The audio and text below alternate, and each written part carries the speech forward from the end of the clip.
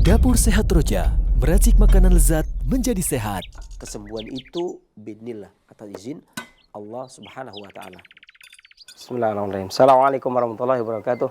Alhamdulillah wassalatu wassalamu ala Rasulillah wa ala alihi washabbihi wa mawala amma ba'd. Kaum muslimin rahimani wa rahimakumullah, para pendengar dan pemirsa Roja dimanapun Anda berada. Kita panjatkan segala puji syukur kita kepada Allah Subhanahu wa taala yang telah melimpahkan kurnia-Nya kepada kita, memberikan kepada kita kesempatan, kesehatan sehingga kita dipertemukan kembali oleh Allah, ya. Salat serta salam semoga selalu senantiasa Allah curahkan kepada junjungan kita Nabi besar Muhammad sallallahu alaihi wasallam, kepada para keluarganya, para sahabatnya, para tabi'in, tabi'in dan seluruh pengikutnya yang selalu senantiasa istiqomah dalam menapak sunnahnya hingga di yaumul kiamah. Dan adapun kemudian daripada itu, kaum muslimin, para pendengar dan pemirsa Dapur Sehat Roja dimanapun Anda berada, kali ini kita kembali bertemu dengan memberikan tips baru, ya. Ini sehubungan dengan gangguan pernafasan, ini batuk. Karena gangguan pernafasan itu banyak. Ada sesak nafas, asma, ada batuk dan seterusnya. Batuk ini dalam kesehatan klasik disebabkan terutama batuk rejan, ya. Ini dikarenakan lemahnya energi vital paru, ya. Dan energi vital paru ini sangat penting perannya dikarenakan dia juga yang memimpin energi vital bagian luar sehingga mencegah terjadinya angin masuk ke dalam tubuh. Dan ketika energi vital paru lemah, maka banyak hal yang bisa terjadi. Bisa ngantukan, bisa lemah letih lesu, ya, dikarenakan energi vitalnya melemah, kemudian bisa sesak nafas, ya, dan bisa juga terjadi batuk. Baik batuk berdahak, kering dan seterusnya. Dan tentunya kelemahan ini disebabkan karena beberapa faktor. Maka ada beberapa tips yang ingin saya sampaikan diantaranya untuk menguatkan energi vital paru dan mencegah terjadinya beberapa batuk, diantaranya adalah batuk rejan, untuk hendaknya menghindari sesuatu yang manis buatan. Contohnya misalnya seperti coklat batangan, kemudian gula pasir, maka seyogianya untuk dihindari.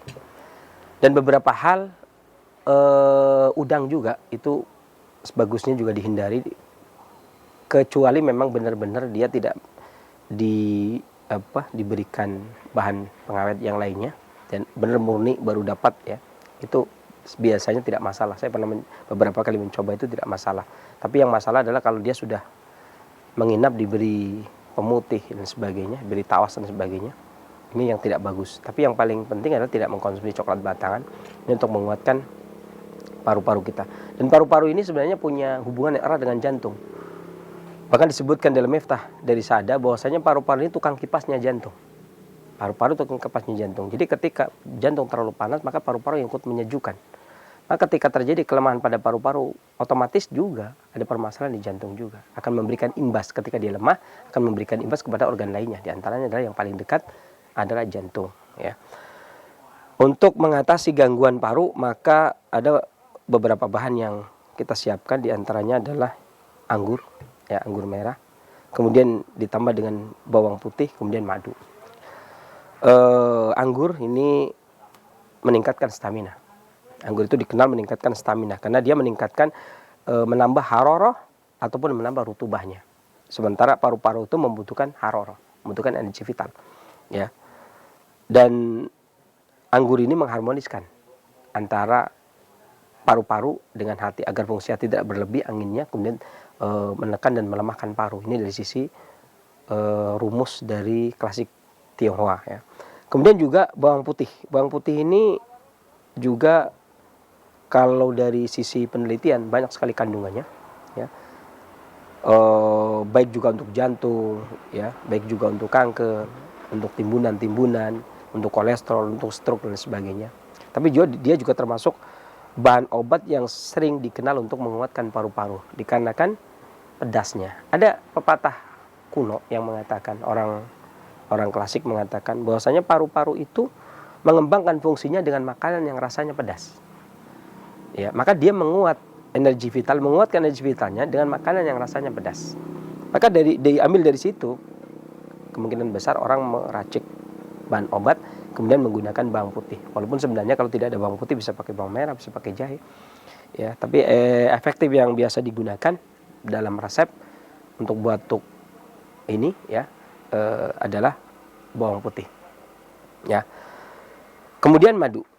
madu itu selain menguatkan limpa, dikarenakan boleh dibilang, kalau saya boleh bilang, madu itu sifatnya manusiawi sekali, karena kalau manusia terdiri dari harorah dan rutubah, maka madu pun memiliki sifat harorah dan memiliki sifat rutubah. Jadi dia memiliki sifat yang sama dengan manusia. Maka dikala manusia itu lemah harorahnya, maka dia menambah harorah. Karena tidaklah harorah bisa bertambah kuat kecuali dengan menambah rutubah. Begitu pula sebaliknya. Rutubah itu tidak akan bisa bertambah kecuali dengan bertambahnya harorah. Karena yang membuat rutubah saripati makanan adalah harorah. Ya, dan madu ini juga bukan cuma menguatkan paru, tapi juga menguatkan jantung, tapi juga menguatkan limpa. Dan yang paling penting di sini adalah madu itu pengharmonis. Ada kesan di sini. Bawang putih itu rasanya pedas ya. Bawang putih itu rasanya pedas. Kemudian bertemu dengan anggur yang sifatnya lebih netral. Ya. Netral, bahkan terkadang cenderung ke arah sejuk, terkadang cenderung ke arah hangat. Ya, maka biasanya diberikan madu adalah memiliki fungsi yang pertama untuk mengharmoniskan. Untuk mengharmoniskan antara bawang putih dengan anggur. Ya, bawang putih dengan anggur. Meskipun begini, ketika seseorang itu mengkonsumsi bawang putih, ada orang yang tidak suka bawang putih. Ada orang yang tidak suka bawang putih. Bagaimana cara mensiasatinya agar bisa tetap mengkonsumsi bawang putih? Itu bisa dicampur dengan air teh hijau. Ya, bisa dicampur dengan air teh hijau. Jadi madu, air teh hijau, kemudian bawang putih, kemudian ditambah dengan anggur. Ini untuk mensiasati agar aroma bawang putih atau rasa bawang putih itu agak sedikit tawar, gitu ya. Tetapi manfaat tetap karena ini namanya sistemnya mengharmoniskan. Tapi di sini madu memiliki sifat dia menguatkan khasiat, jadi menonjolkan. Ya, madu itu dia menopang, menambah kuat. Rasa manisnya itu dia menambah kuat, menambah kekuatan khasiat anggur, menambah khasiat bawang putih. Selain dia mengharmoniskan. Ya, jadi kita siapkan anggur ya sekitar, kalau untuk 1 gelas itu biasanya kita siapkan sekitar 15 butir anggur, itu nanti cukup untuk mendapatkan 1 gelas. Ya, kalau kita tidak mendapatkan 1 gelas. Permasalahan berapa gram dan sebagainya itu tergantung kita mau mendapatkan berapa gelas. Kalau kita mau mendapatkan 2 gelas ya tinggal dikalikan 2. Ya, demikian. Kemudian biasanya ada orang yang ingin menggunakan air, tapi saya kurang. Biasanya kalau obat itu rupa dan rasa. Kalau bagi pasien yang tidak suka dengan rasa yang tidak enak, itu dia enggak, apalagi batuk ya. Batuk itu kadang-kadang nafsu makan aja kurang. Kalau obatnya rasanya kurang enak, maka juga kurang nyaman. Maka saya lebih suka jus itu saya selalu menggunakan air jeruk. Ya, air jeruk itu karena dia rasanya beda kalau digunakan air jeruk. Bahkan saya lebih suka kalau airnya diganti dengan air jeruk.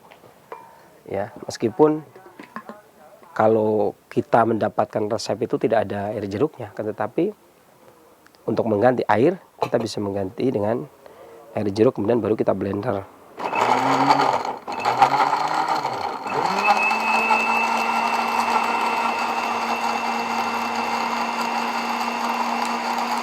Anggur yang sudah dipotong-potong ini baru kita blender bersama dengan bawang putih.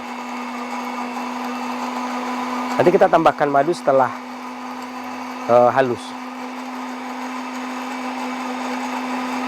Jadi kalau bawang putih saja kalau di blender aromanya kuat sekali. Tapi kalau bersama dengan anggur sudah agak turun, makanya kita mengharmoniskan dengan madu.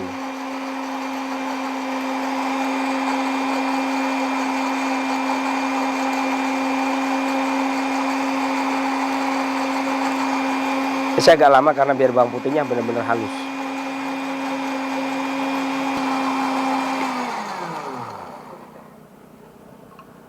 Ya. Dan tentunya aroma bawang putihnya lebih menang daripada anggurnya. Ya, makanya kita kasih madu. Cukup 1 sendok makan saja. 1 sendok makan saja.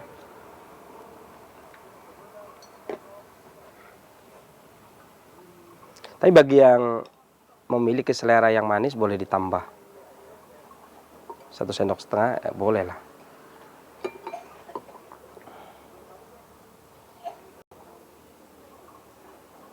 Ini tidak terlalu penuh 1 gelasnya.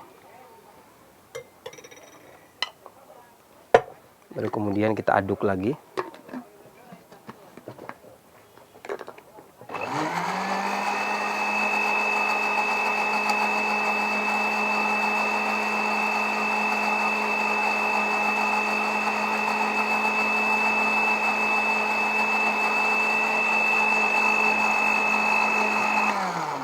Ya, cukup.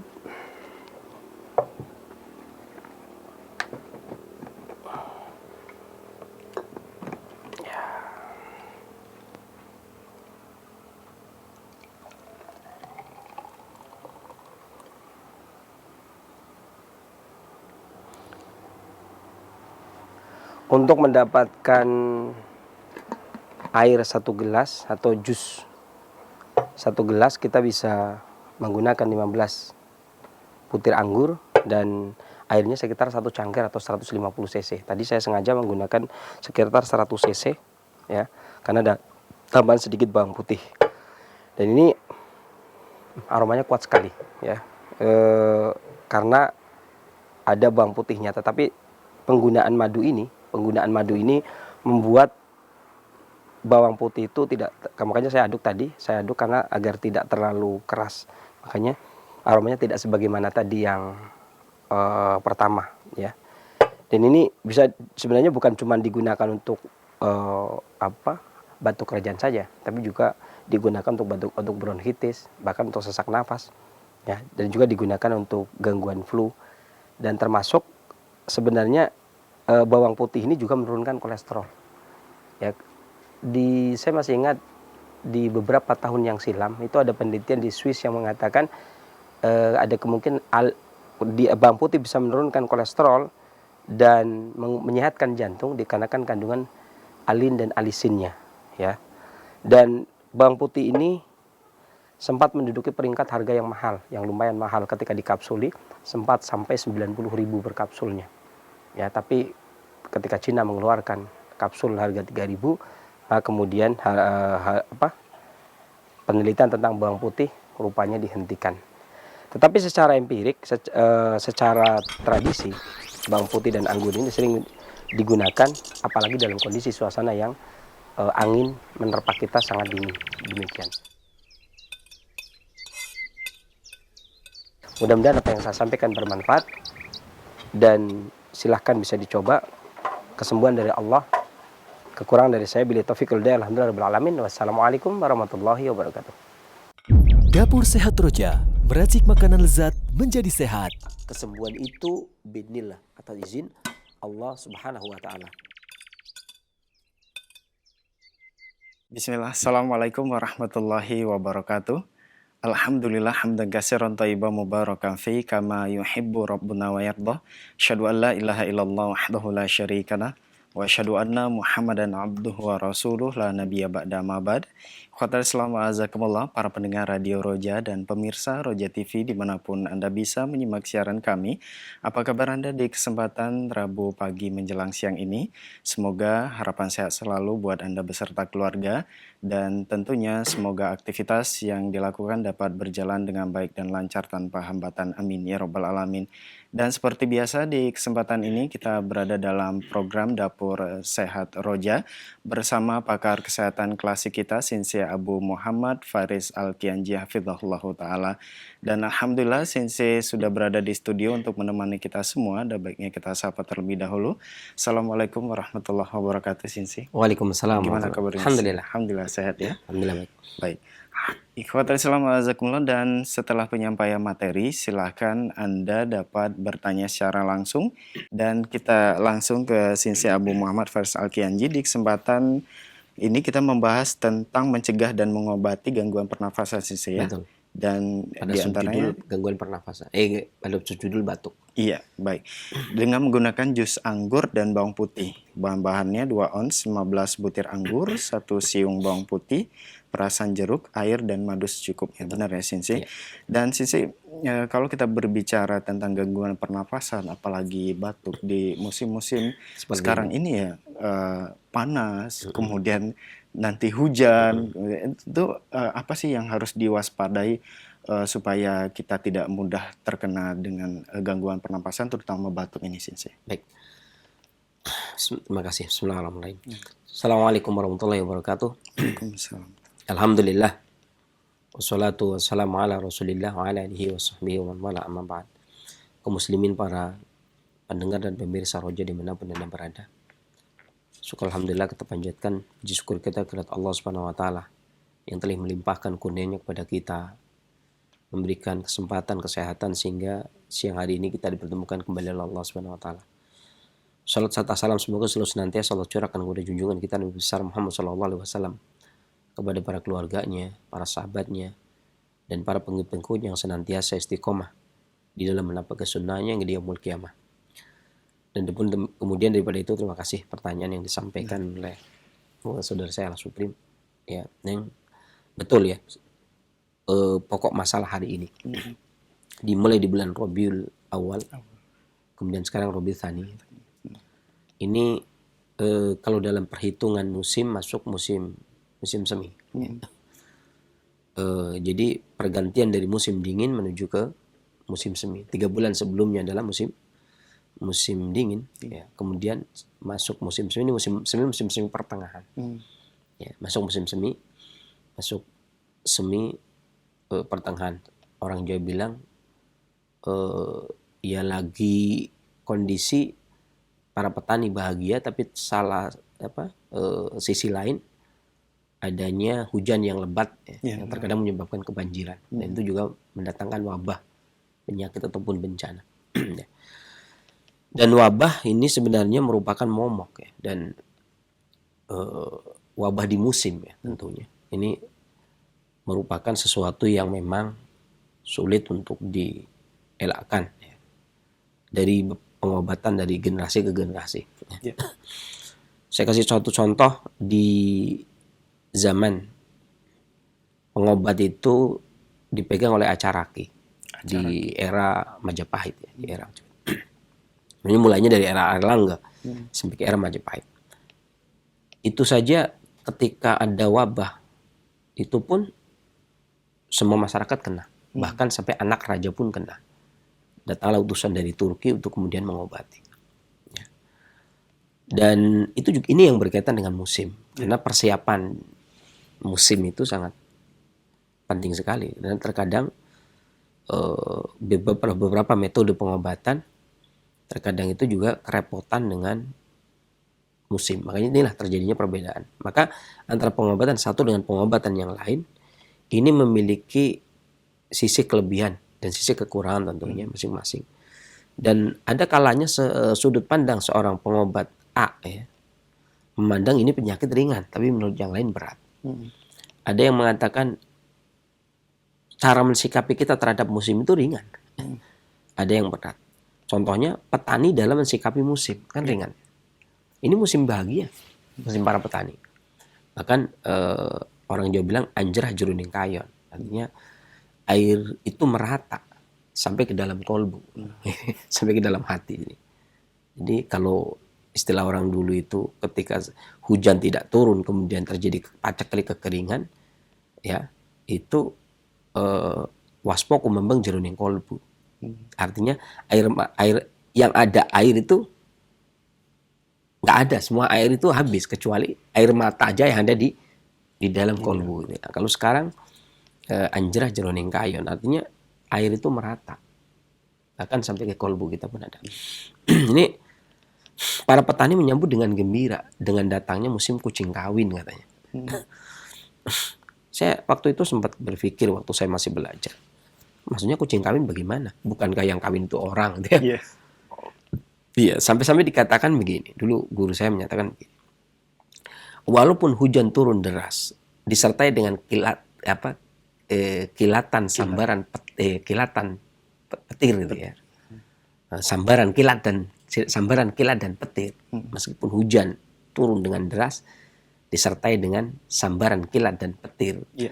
Akan tetapi birahi kucing tetap menyala gitu ya. Tidak ada masalah gitu. Ya. Artinya kucing tetap kawin saja. Ini saya dulu mikir, kenapa harus kucing? Yang kawin orang kok. Kan musim kawin ini. Musim kawinnya orang. Ini namanya musim. Kalau orang petani ini musim gembira karena mereka sudah menuai palawijanya dan padi gogo ini. Kalau dulu ini musim dulu pasti padi gogo.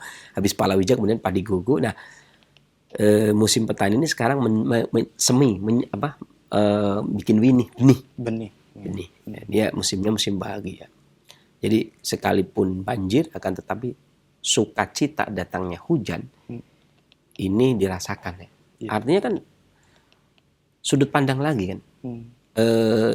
Nun jauh di sana mungkin di luar kota orang bahagia dengan seperti ini. Tetapi ada juga yang kebanjiran kemudian datangnya penyakit wabah yang kemudian tidak tahan. Makanya benar Kak, ya kan? Kata Al-Imam Ibnu Qayyim bahwasanya penyebab penyakit itu datang dari dalam dan terkadang datang dari luar.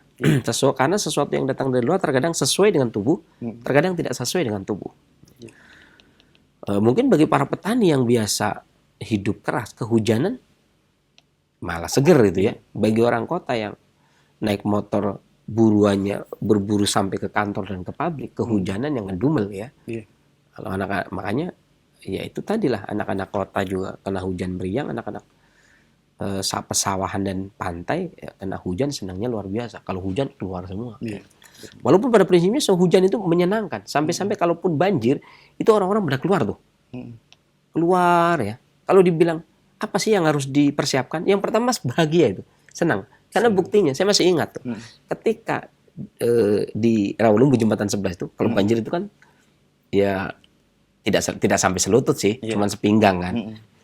Nggak sampai selutut tapi sepinggang. Jadi terkadang kalau di jalan ya bisa sampai sepusar gitu ya. Jadi kalau lagi banjir begitu tuh bapak pada terjun ke jalan.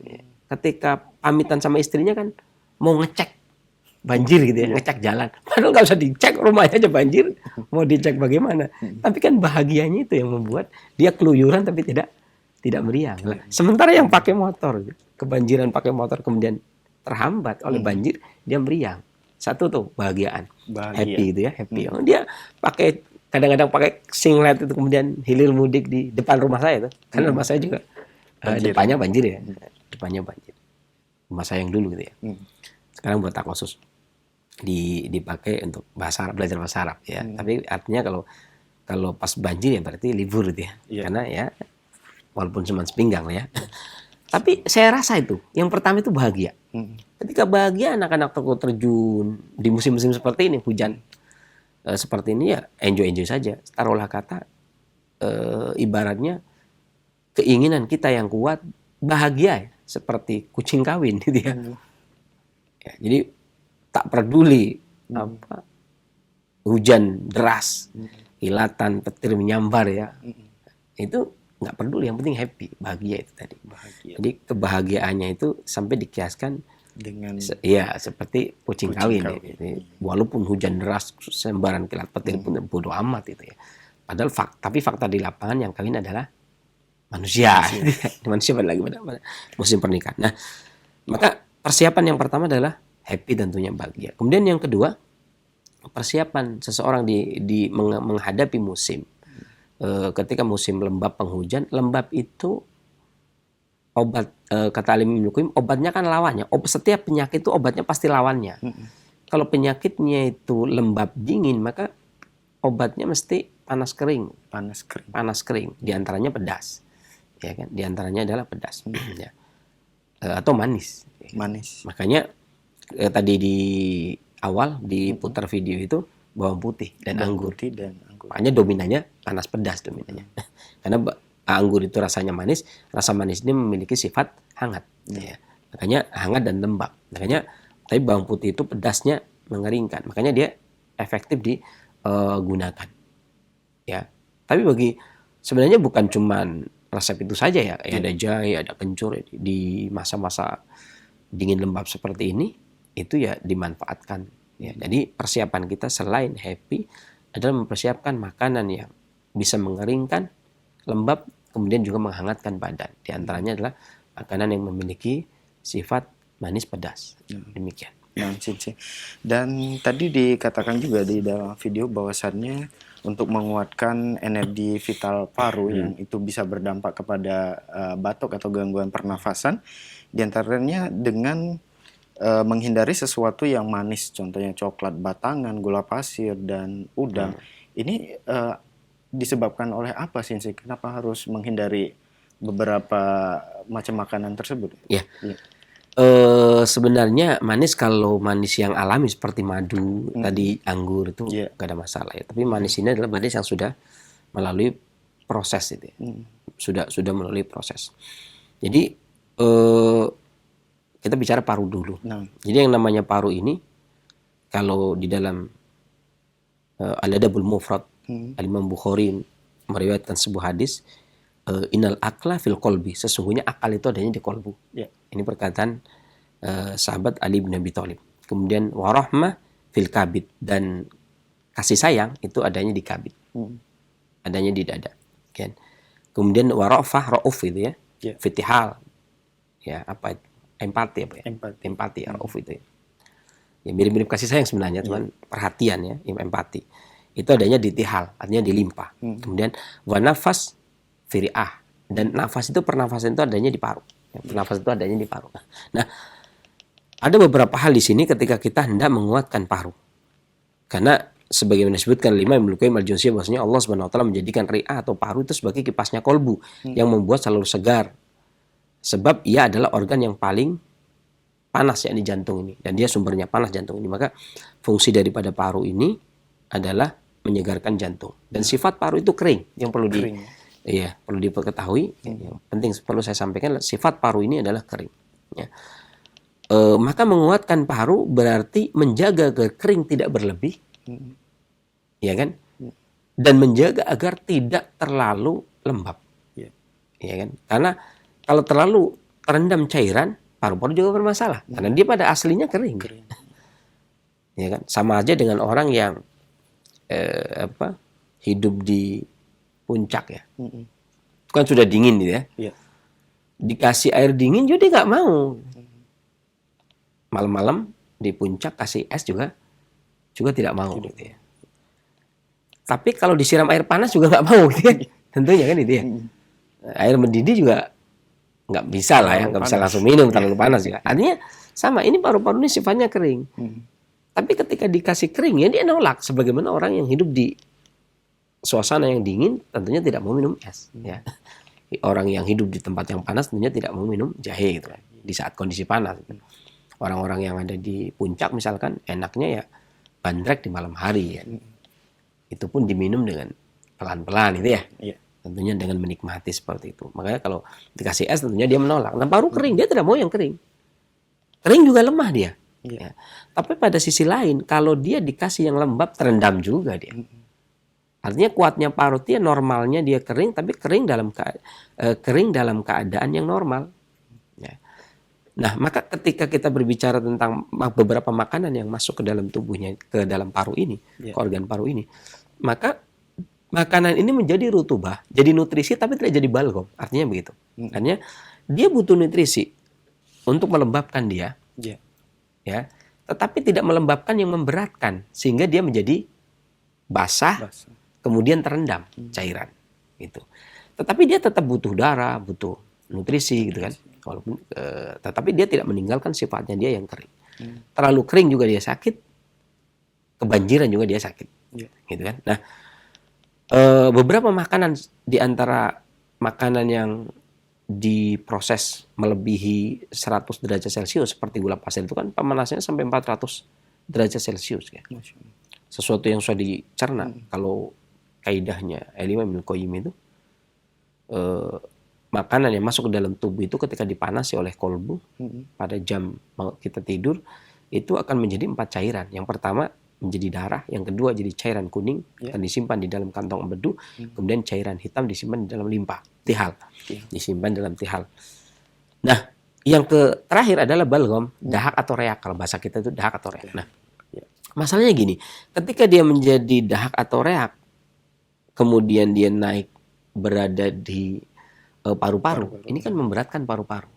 Nah, beberapa makanan yang dimasak yang keluar dari sifat alaminya, maka besar jadi balgomnya itu prosentasenya lebih besar ketimbang yang alami gitu ya. Artinya gula pasir ini prosentase ke arah jadi balgomnya, jadi dahak atau reaknya yang memberatkan tadi. Dia mau nutrisi tapi nggak mau yang berat yang melembabkan dia, gitu ya. Karena dia sifat aslinya kering, maka ditolak, gitu kan? Hendaknya jangan mengkonsumsi seperti itu. Apalagi coklat. Kalau kita lihat beberapa penelitian kan, bahkan 6 jam aja belum tentu orang bisa mengurai coklat. Karena proses yang begitu panjang itu. Proses yang begitu panjang tadi, ya, akhirnya jadi, ya makanya kan kadang-kadang ada istilah, ya sekarang aja sayur aja jangan masak sayur jangan terlalu matang gitu ya.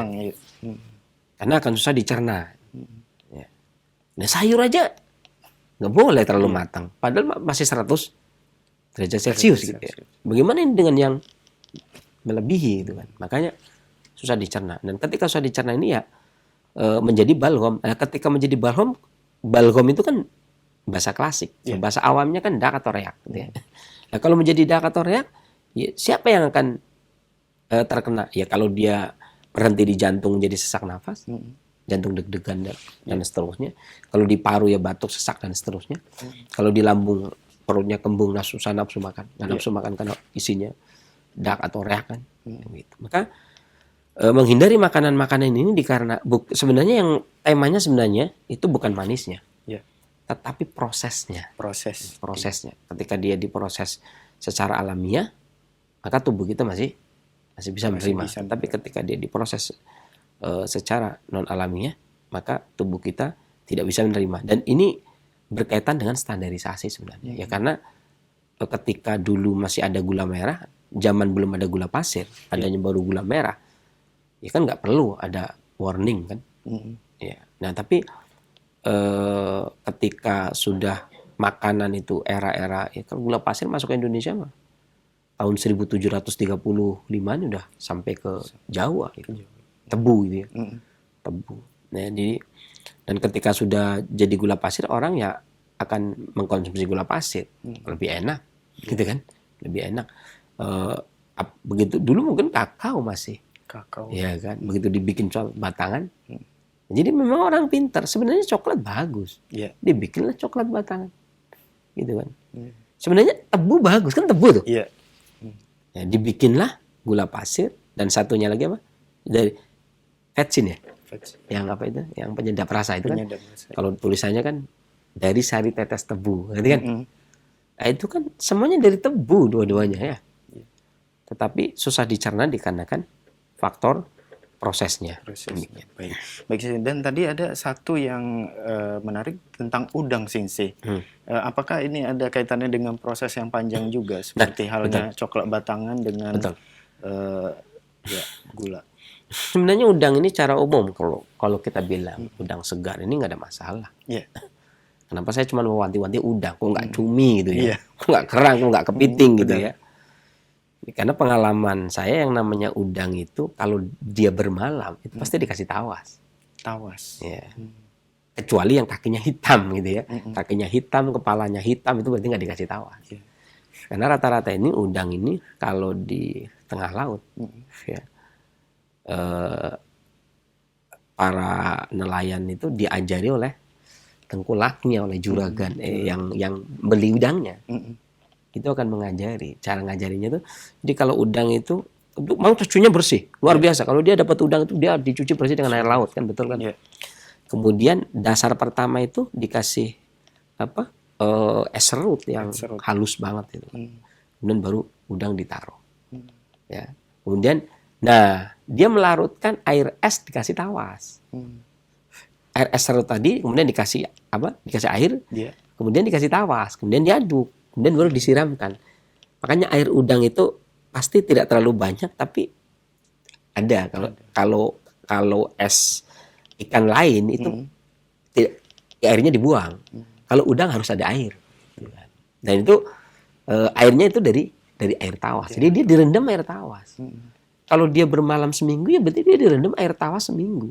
Untuk mempertahankan agar kakinya, kepalanya tidak hitam. Jadi udang itu tetap bagus kondisinya.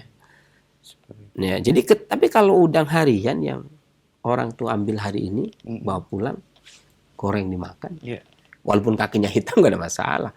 Ya, masalah hari ini. Kenapa saya ngomong mewaspadai udang? Karena proses udang hari ini itu sudah demikian. Dan ini kalau masalah makanan ini Sebenarnya penelitian Bali POM itu udah agak panjang ya. Cuman kalau udang mungkin masih agak luput ya. Karena kalau kita baca bukunya, buku-buku Badan POM yang penelitian tentang borak, tentang formalin, tentang apa itu kan udah banyak ya. Yang waspada terhadap makanan, penyuluhan ya, penyuluhan dari Badan POM ya. Saya juga punya buku-bukunya ya. Kan ikut penyuluhan, bukan dapat bukunya doang ya, kan ikut penyuluhan makanan minuman, kemudian dapat bukunya, kemudian dari Pak Hembing juga yang ada apa, bangsaku mati karena cuek, sakit dan mati karena cuek gitu kan. Membahas juga tentang permasalahan bagaimana masyarakat negeri kita ini menghadapi sesuatu yang kesalahannya karena kita sendiri, entah karena cuek produsennya atau entah karena cuek mengkonsumsinya gitu kan. Lah ini kan sudah jelas-jelas nih udang dikasih direndam air tawas. Ini kan benar-benar cuek banget gitu ya. Yang penting penampilannya keren nih. Emang hari ini kan bangsa-bangsa yang habis dijajah kan yang penting keren dalam penampilan, yang penting bisa dansa gitu ya. Kata Bu Yamka dulu, kalau habis dijajah yang penting bisa dansa gitu. Belanda bisa dansa, kita bisa dansa. Ini penampilan lah, maksudnya penampilan keren. Jadi jangan bangga ketika kita beli udang kemudian kakinya putih tidak hitam, jangan dikira masih segar, karena yang namanya tawas itu membuat udang itu segar. Nah, ini proses ini yang bagus itu tadi yang kaki hitam biasanya nggak dikasih tawas. Baik. Misalkan apa? Udah rendamannya habis kemudian diterima oleh orang yang keliling tidak dikasih tawas, ya hitam langsung meskipun tadinya udah dikasih tawas. Iya. Maka tawasnya harus diperbaiki lagi. Ini dibuang lagi airnya. Air lamanya dibuang, kemudian dikasih air es serutan lagi, kasih air tawas lagi, siram lagi. Berulang terus rendaman air tawas itu. Kalau dia 7 hari 7 hari, 15 hari 15 hari. Itu begitu ceritanya. Baik Sensei. Dan selanjutnya Sensei, paru-paru mengembangkan fungsinya dengan makanan yang rasanya pedas. Maksudnya ini bagaimana Sensei? Ya, karena paru-paru itu kan sifatnya kering. Ya. Nah, artinya dia tidak mau terlalu kering, tapi kalau bertemu dengan dahak dia juga tidak mau. Ya kan? Nah, makanan yang rasanya, sifat dari makanan yang rasanya pedas itu panas, membuyarkan dan memperlancar. Artinya paru-paru butuh makanan agar dia bisa berfungsi, fungsinya bisa berkembang, maka dia membutuhkan makanan yang pedas yang bisa, kalau ada dahak balgam yang masuk, dia bisa membuyarkan. Jadi cara kerja pedas itu gini caranya. Jadi misalkan es batu gitu ya, es batu. Cara kerja pedas itu persis seperti palu kemudian digunakan untuk memukul es batu, trak, itu pecah. Ada lagi pukul lagi, trak, pecah. Ini cara mengeringkan dahak dengan cara membuyarkan, itu pedas. Jadi dahak itu dikeringkan tapi dengan cara dibuyarkan. Beda dengan yang pahit. Pahit itu juga mengeringkan. Cuman mengeringkannya persis seperti es batu ditaruh di dalam gelas, terus pakai air kemudian diaduk. Jadi ngeringkannya cara kerjanya melarutkan.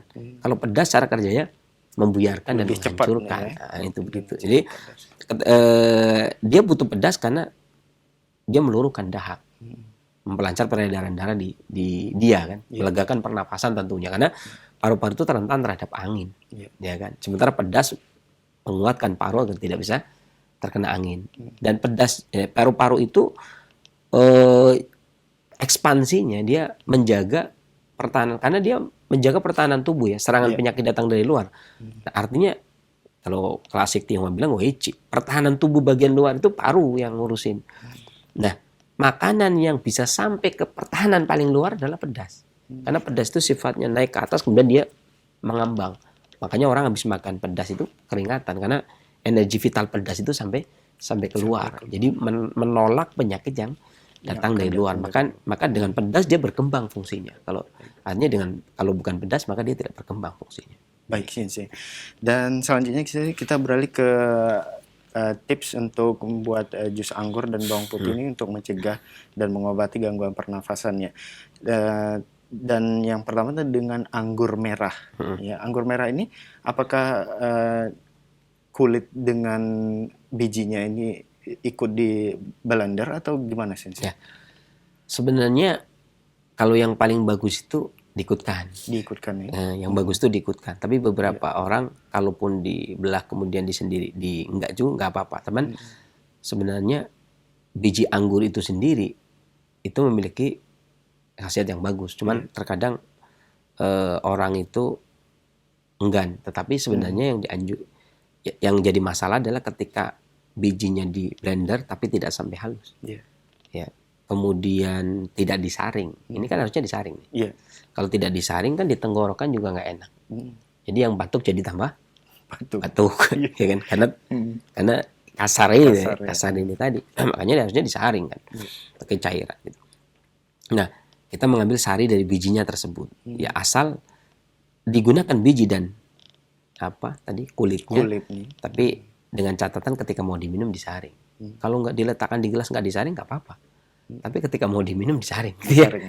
Pindah disaring karena biasanya akan mengganggu tenggorokan. Jadi di tenggorokan malah batuk lagi. Baik, Sensei. Dan kemudian bahan yang selanjutnya bawang putih, Sensei. Ya. Terkadang ada sebagian orang yang dengan mencium bawang putih aja udah sensitif perasaan mual. Apakah bawang putih ini bisa digantikan dengan bahan lain yang ini sifatnya sebenarnya netral? Ya, sebenarnya pakai jahe juga bisa. Ya. Cuman bawang putih kalau mensiasati agar aroma bawang putih itu tidak terlalu tajam, terus ini bisa ditambah dengan teh hijau. Itu bisa ditambah dengan teh hijau. Dan beberapa hal yang mengenai batuk sebenarnya ini kan tadi obat ya. Saya belum menyampaikan makanannya. Ya, jadi kalau itu kan dari sisi obat ya, atau sudah berbentuk jus gitu ya.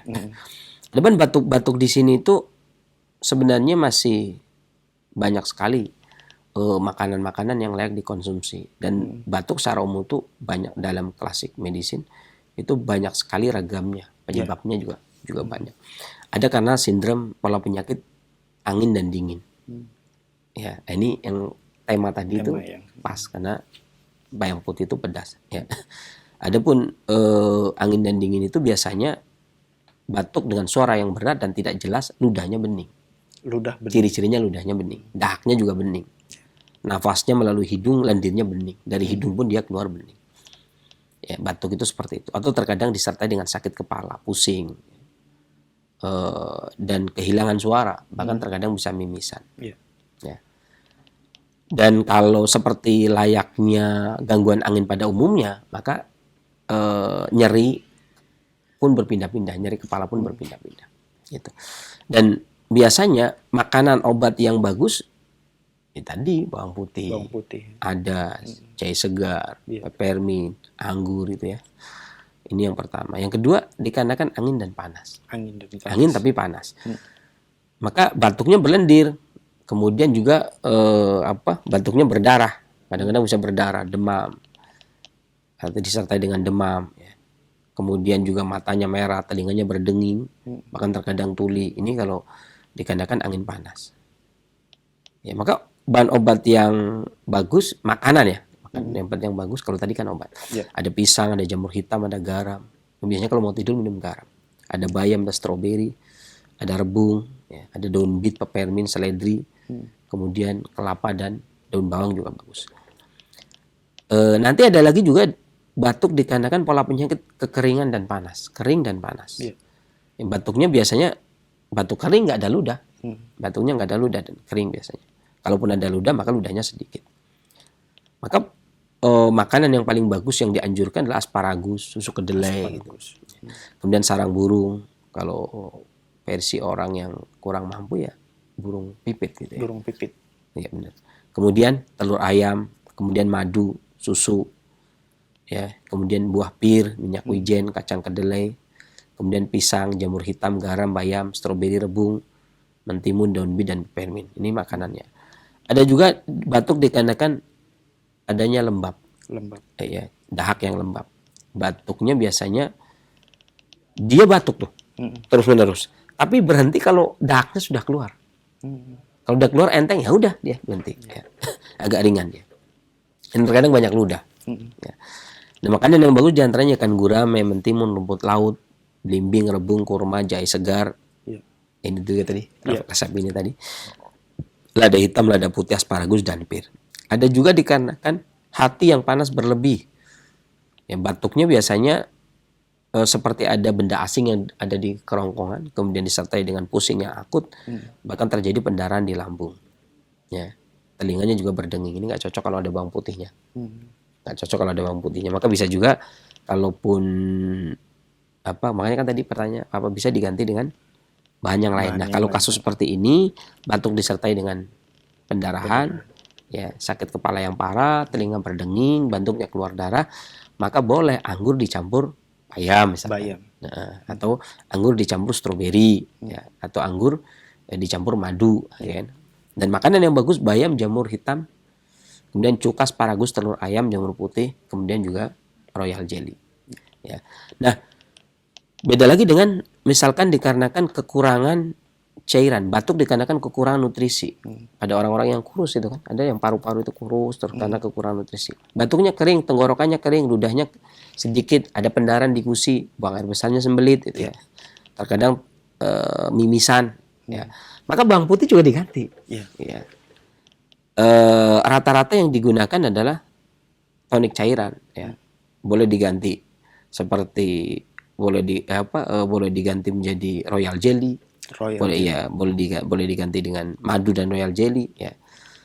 Kemudian boleh juga diganti dengan anggur ditambah dengan keju misalkan, gitu ya.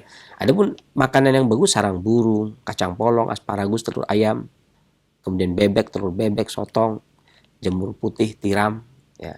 Royal jelly juga bagus. Ini maka ada beberapa batuk dengan pola penyakit yang berbeda, maka dia bisa diganti. Ya, kalau secara umum resep ini bisa diganti dengan jahe, tapi beberapa pola memang terkadang yang sifatnya panas, yang batuknya keluar darah, maka anggur bisa diganti dengan stroberi, dengan royal jelly, dengan madu. Itu demikian. Baik.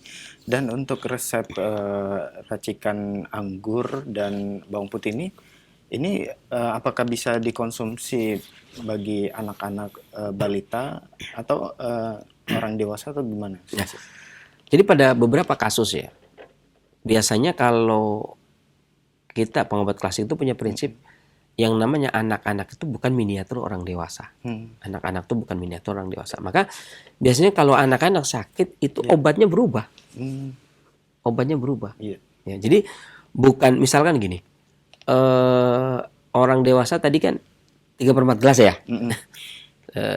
Satu gelas, tapi satu gelasnya bukan penuh banget gitu kan. Maka berarti anak kecil separuhnya gitu ya. Dikurangi. Biasanya begitu kan. Kemudian atau 1 sendok makan atau 1 sendok teh. Dalam pengobatan klasik biasanya tidak begitu, tapi dirubah. Obatnya berubah. Karena anak kecil biasanya gangguannya memang 2, pencernaan dan pernafasan. Gitu. Gangguan utama itu pencernaan dan pernafasan. Maka ketika dia sakit ya dirubah. Ya. Bahkan orang tua yang 70 tahun ke atas pun dirubah obatnya. Satu contoh misalkan ada kasus orang tua itu badannya pegel semua, nyeri semua, 70 tahun ke atas.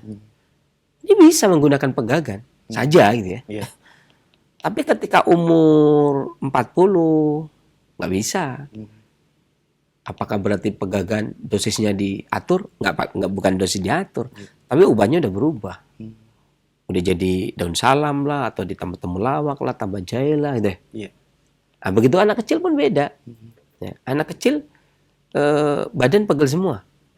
Kadang-kadang begitu ya, karena suka main-main itu. Kadang bisa minum madu, minum saja, atau minum jus, ya kan. Nah begitu pula dengan batuk. Misalkan batuk pada anak kecil kurang dari 2 tahun, ya. Biasanya yang diberikan madu, gitu ya. Atau kalau ditambah berarti tambah air. Atau kalau ditambah lagi berarti tambah jeruk nipis. Paling begitu sudah. Ya. Kemudian kalau dia 2 tahun lebih sampai 3 tahun, perasan wortel itu ya, perasan wortel dikasih madu gitu misalkan. Nanti kalau sudah 5 tahun ke atas ya, sebelum 10 tahun, kencur dibakar, kemudian digeprek, ya, kemudian disedot pakai air, boleh ditambah madu, kemudian diminum. Artinya berubah usia dia, berubah formula. Maka kalau ini kan tadi anggur sama bawang putih. Maka pada anak kecil sudah beda, anggur dengan madu. Kan begitu ya, atau wortel dengan madu. Nah, itu begitu. Atau air jeruk nipis dengan madu. Jadi terjadi perbedaan. Ya. Jadi bukan berarti karena anak kecil bukan miniatur orang dewasa, maka bukan berarti orang dewasa sekian maka anak kecil seperti ini kurangi lagi gitu. Jadi begitu pula dengan anak yang baru lahir. Kadang ada juga bagaimana untuk memberikan anak dosis ya. Dosis ini terkadang agak repot juga. Dalam kesehatan klasik itu disebutkan kalau dosis ini ya sesuai dengan kemampuan si pasien. Artinya gini, misal pegagan segar gitu ya, itu dosisnya kan segenggam. Tapi begitu dia sudah dijadikan bubuk, genggaman udah hilang. Karena nggak mungkin segenggam bubuk. Buat apa nabur? Enggak kan? Tapi dirubah jadi sendok makan atau sendok teh. Karena udah bubuk ya. Nah, begitu pula ketika minuman ini mau diminumkan ke anak-anak. Nah, anak-anak ini bisanya apa? Misalkan bayi yang sendok aja belum masuk, kan ada tuh. Bayi kan baru lahir sendok belum masuk. Ada yang tanya, gimana nih? Dosisnya lah dia bisanya apa? Ya kan? Puting payudara bisa nggak? Dapat. Puting dot? Ya bisa. Nah, berarti dosisnya seputing dot itu loh. Dosisnya seputing dot. Nah, giliran kadang-kadang kan dia sudah kasih makanan tambahan tuh, pakai sendok, makan yang kecil tuh. Ya berarti dosisnya sendok itu. Nah, giliran dia makan. Nanti kalau udah gede kan makannya diganti sendok. Sendok makan. Dosisnya sendok makan. Nah, itu biasanya begitu. Ini paling gampang nggak? Nah, sebenarnya gini, kenapa kok hari ini terjadi sesuatu yang aneh? Padahal ini berjalan dari ribuan tahun. Karena adanya standarisasi. Ya, ketika pengobat tradisional ingin standarisasi kedokteran barat, ya pengobatan tradisional akhirnya ruhnya hilang. Ruh pengobat tradisional akan hilang. Dan ini yang kalau di negeri kita ini kan ibaratnya pengobatan tradisional itu kan pengobatan sendiri, pengobatan budaya gitu ya. Sementara kedokteran barat itu kan tamu, dan shinsei akupunktur itu tamu gitu. Makanya mereka diberi izin duluan gitu. Karena ini tamu. Ini luar biasa kebijakan pemerintah. Ya tamu diberi izin. Anak sendiri masa mau tidur di ranjang dikasih izin? Iya kan? Ini bapak gimana sih? Tamu aja tidur dikasih izin. Saya tidur nggak dikasih, saya nggak diizin. Anak mau tidur di balai-balai, di kolong, di kamar orang tua, mana-mana kan? Boleh-boleh saja. Nah, ibaratnya begitu. Makanya, tetapi ketika maka di istilah orang Melayu rusak anak oleh menantu. Ketika ngelihat kerennya itu ya, keren banget ya dokter pakai baju putih dia, praktek pakai stetoskop, tulisnya DR lagi, keren banget itu. Saya nggak ada gelar gitu kan. Nah, rupa-rupanya pengobat tradisional ingin dapat gelar rupanya kan. Bikin asosiasi yang menyamai ID, ngelawan itu loh ya. Iya kan?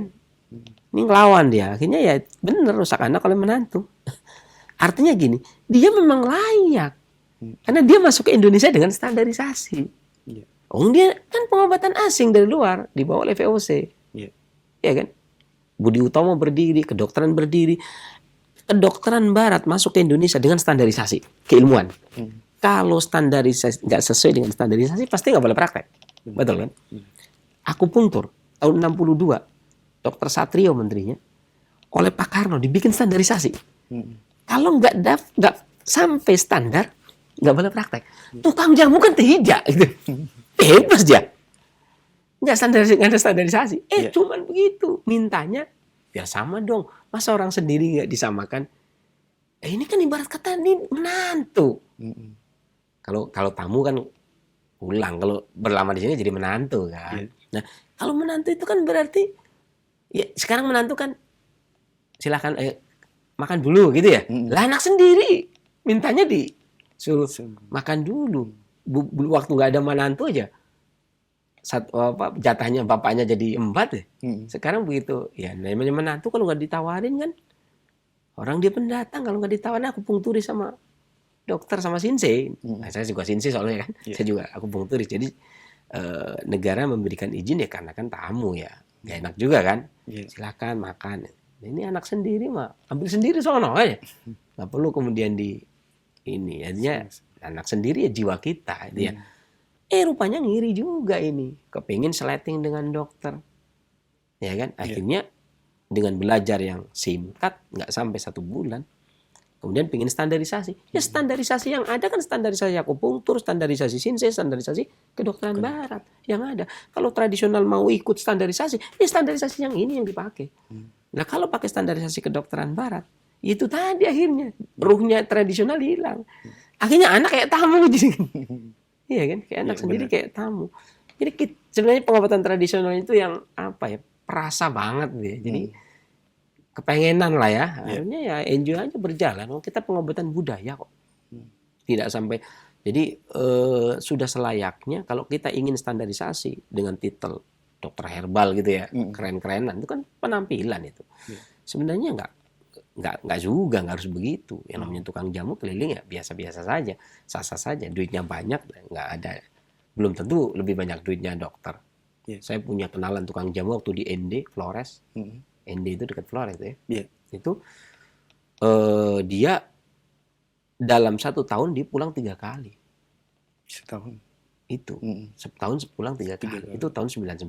Saya ketemu tahun 99 saya di sana. Di ND itu artinya dan perjalanan pakai kapal pada waktu itu dia. 1 kali perjalanan keluarga itu bisa tidak kurang 5 juta. 5 juta. 1 jalan, 2 jalan 10. Berarti kan 30 juta dalam 1 tahun untuk PP doang. Tukang jamu loh, dokternya belum bisa, belum tentu bisa. Kalah kita. Dia punya rumah di sana, punya rumah di sini tuh. Iya kan? Tukang jamu. Sementara tukang jamu yang kayak gendong itu, jamu Solo, itu juga Masya Allah itu. Dan dia juga artinya ketika pulang kan mesti bawa uang. Nggak mungkin dia pulang cuma buat transport doang, pulangnya nggak bisa. Artinya dia paling nggak minimal dia harus pegang duit 10 juta. Di zaman itu, bukan zaman sekarang. 10 juta dia sekali jalan. Sama anak-anaknya kan banyak. 10 juta sekali jalan. Ya kan? PPP 10 juta ya. PPP 10 juta. Nah, 3 kali kan berarti 30 juta. Ini kan orang-orang berada ini. Dokter aja belum tentu bisa. Nah, udahlah nikmati yang seperti itu ya kan. Kayak saya ini, ya menikmatilah yang menjadi pengobat klasik. Dinikmati. Nggak usah kemudian bergaya nyaingi dokter, menjadi dokter. Biarlah. Saya setuju ketika pemerintah menetapkan pengobat utama di negeri ini sesuai dengan standarisasi adalah kedokteran barat. Itu bertahan sampai tahun 2014. Nah, di tahun 2014 bulan Desember baru ditetapkan kembali diulang pengobatan tunggal di negeri ini adalah kedokteran barat sesuai dengan standarisasi yang ada tentunya.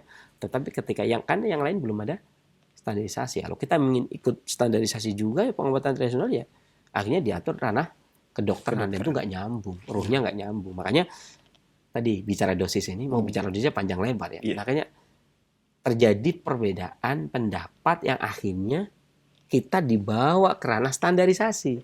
Tapi kalau kita standarnya standar pengobat tradisional tukang jamu, ya aduk-aduk minum sudah.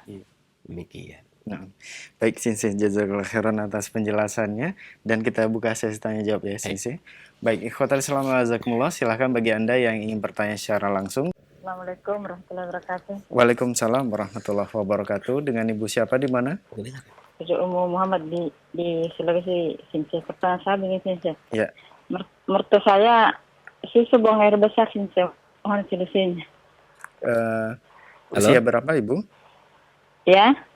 Usia berapa mertuanya? Usia terkira 60 ke atas. Tidak jelas juga usianya, Ustaz.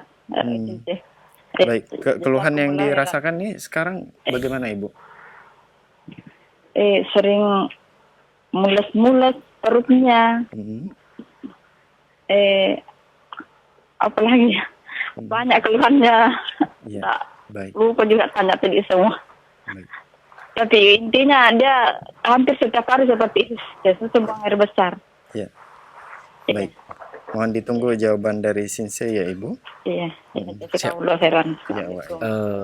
Tadi agak kurang dengar. Baik. Dari Ummu Muhammad Sensei, beliau menanyakan tentang keluhan dari mertua beliau yang usia 60 tahun dan susah atau sulit untuk buang air besar. Dan itu terjadi di setiap harinya perut terasa mules-mules Sensei. 60 tahun ya? 60 tahun. Iya. Bagaimana solusi? Apakah ada solusi herbal yang Sensei? Jadi gini, sembelit ya.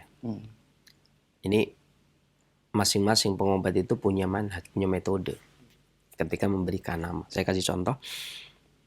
diare juga para pengobat klasik ini menyebutkan nggak mesti yang namanya harus orang mencret. Termasuk buang air besar sebelum subuh dia masuk kategori diare.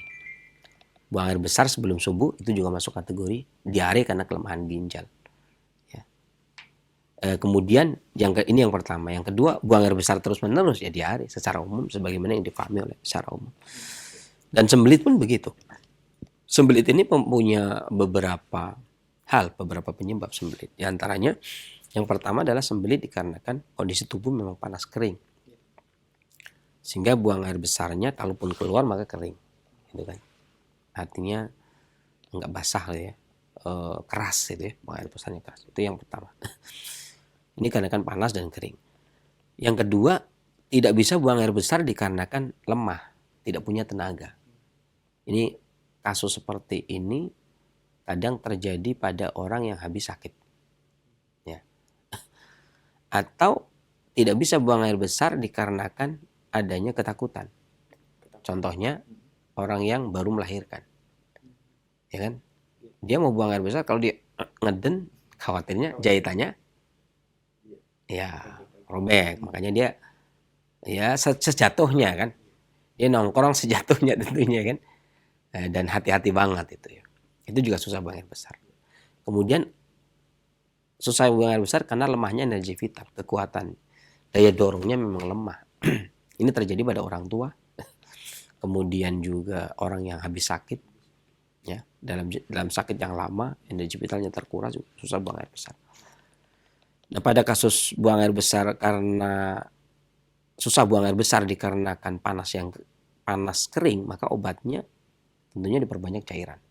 Ya kan? Makanya setahu saya kalau orang-orang di hotel itu pasti dikasih trio pencahar gitu ya. Melon, apa nih? Semangka, kemudian satunya pepaya ya. Kalau di hotel, karena hotel itu ber-AC, AC itu kering gitu ya. Kering. Makanya dia paginya dikasih ya. Ya. Nggak tahu apakah orang hotel itu tujuannya begitu apa tidak, tapi faktanya memang kenyataannya itu bagus begitu ya. Karena terkadang orang di hotel itu, orang yang bermalam di hotel bisa nggak buang air besar ya, karena kering gitu. Nah, habis makan buahnya itu bisa buang air besar. Gitu. Nah, itu kalau susah buang buah ya, entah itu semangka, entah itu mangga, entah itu pisang, entah itu melon ya, entah itu pepaya. Itu kalau dia susah buang air besar pada orang-orang muda yang kurang pelumas gitu ya. Dan pada orang tua atau orang-orang yang habis sakit, maka yang dibutuhkan adalah penguat daya dorong ya. Seperti madu ya. Madu itu memperlancar buang air besar. Bahkan ada hadis Abi Sa'id Al-Khudri yang seorang sahabat bertanya kepada Rasulullah SAW, kemudian sakit perut saudaranya, kemudian disuruh minum madu. Ya kan? Masih mencet minum madu lagi sampai 4 kali. Ya, artinya madu termasuk pencahar, gitu ya, memperlancar buang air besar. Kemudian kurma. Nah, ini kurma ada dua sisi. Yang ini kita pakai standar klasik ya.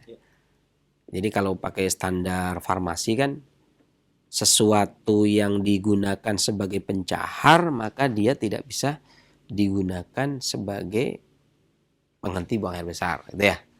Sesuatu yang digunakan sebagai penghenti buang air besar maka dia tidak bisa digunakan sebagai pencahar.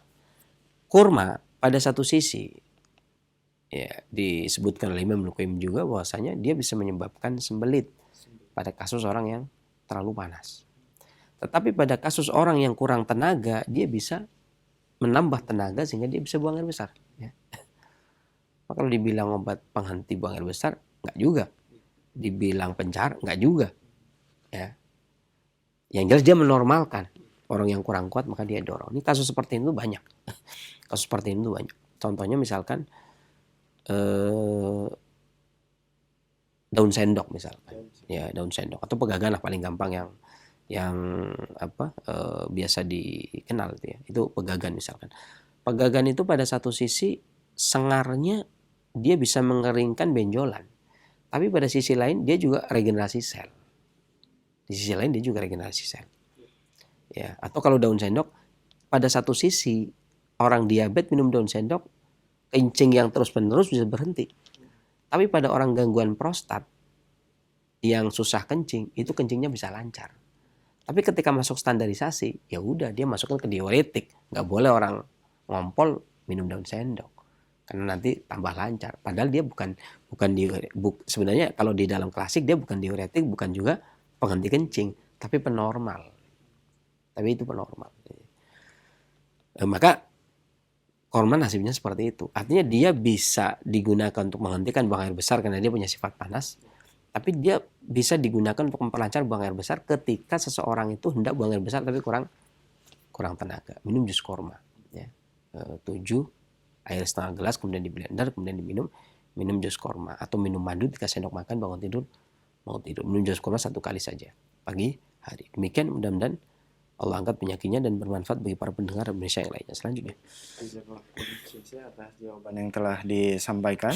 Semoga bermanfaat untuk penanya Ummu Muhammad yang berada di Sulawesi terhadap pertanyaan yang telah diajukan. Baik, khotul Islam masih kami buka sesi pertanyaan. Silakan bagi Anda yang ingin bertanya secara langsung di kesempatan ini seputar kesehatan atau keluhan penyakit, dan pembahasan di kesempatan Rabu pagi menjelang siang ini di program Dapur Sehat Roja berkaitan dengan mencegah dan mengobati gangguan pernafasan, di antaranya yaitu dengan menggunakan jus anggur dan bawang putih. Ya, silakan. Assalamualaikum. Ya, waalaikumsalam warahmatullahi wabarakatuh. Dengan Bapak siapa di mana? Dengan Pak Fikri di Bogor ya. Pak Fikri di Bogor. Ya, baik. Pak Fikri, silakan. Langsung ke pertanyaannya. Ya, pertanyaannya ini SIM saya kalau jalan agak jauh gitu, dada terasa sakit tuh. Jalan agak jauh, bagaimana tadi? Kalau berjalan, jalan biasa tuh. Ya. Kalau agak jauh gitu, dada sakit gitu, dada terasa sakit gitu. Itu masih dirasakan sampai sekarang, Bapak? Masih. Usia berapa, Pak? Usia 41 ya, mau 41. Masih muda ya. Cukup, Pak. Itu saja keluhan yang dirasakan, Bapak? Tapi nanti di tengah perjalanan tuh kalau misalnya saya bersendawa ya keluar ya. Ya. Keluar angin tuh Enakan, gitu. betul. Enakan. Istirahat sebentar, turun, rasa sakitnya hilang. Terus nanti jalan lagi, kadang suka ada lagi, terus nanti suka hilang gitu. Apalagi kalau jalan agak menanjak ya. Agak menanjak, agak sakit saya. Baik ya. Bapak, pertanyaan sudah bisa kami tangkap. Mohon ditunggu jawaban dari Sinsi. Baik, terima kasih. Ya. Silakan Sinsi. Ini juga berkaitan dengan pernafasan. Karena terkadang erat kaitannya antara pernafasan kemudian disebabkan sesak nafas bisa jadi karena jantung, sesak nafas juga bisa jadi karena paru. Ya. Karena sebagaimana tadi yang disebutkan oleh Imam Luqaim dalam Miftah Darus Sa'adah, bahwasanya Allah SWT menjadikan riah paru sebagai kipasnya kolbu. Artinya permasalahan pada paru ikut juga pada kolbu jantung. Sakit jantung, sesak nafas juga itu erat kaitannya. Apalagi dua-duanya singgasananya sama, yakni di dada, ya. Sama-sama di dada. Riah juga di dada, kolbu juga di dada. Artinya jantung dan paru-paru sama-sama di dada. Maka gangguan dikarenakan balhom ataupun dahak, seperti yang saya katakan tadi, bahwasanya ketika dia berada di jantung maka menyesakkan jantung. Kemudian kalau dia di paru maka menyesakkan paru. Kalau dia di perut maka terjadi kembung, kemudian makan susah dicerna, kemudian susah makan gitu ya. Kalau dia di tempat manapun maka dia akan memberikan penyakit atau menimbulkan penyakit. Sebagaimana tadi juga sudah ditanyakan ya, bahwasanya paru mengembangkan fungsinya dengan makanan rasa pedas gitu ya. Maka adanya timbunan dan sumbatan tersebut, pelancaran paru ataupun jantung dengan cara mengurai atau memperlancar sesuatu yang menyumbat tadi dengan makanan yang rasanya pedas. Dan yang paling soft dikarenakan nggak terlalu berat itu ya, itu bisa menggunakan kencur seujung jari kelingking dikunyah, dikupas kemudian dikunyah, kemudian minum pakai air hangat. Lakukan bangun tidur dan mau tidur. Ya, demikian, mudah-mudahan Allah angkat penyakitnya dan bermanfaat bagi para pendengar dan pemirsa yang lainnya. Selanjutnya. Baik, jazakallah khairan Sinse atas jawaban yang telah disampaikan. Demikian untuk Pak Fikri yang berada di Bogor yang telah bertanya, semoga bermanfaat. Dan Khoatir Selama Zakumullah, masih kami buka kesempatan bagi Anda yang ingin bertanya secara langsung. Halo. Assalamualaikum. Waalaikumsalam warahmatullahi wabarakatuh. Dengan Bapak siapa di mana? Mbak Budi di Jakarta. Pak Budi di Jakarta. Silakan Pak Budi.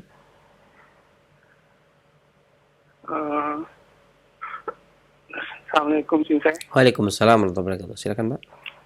Ya, saya ada masalah dengan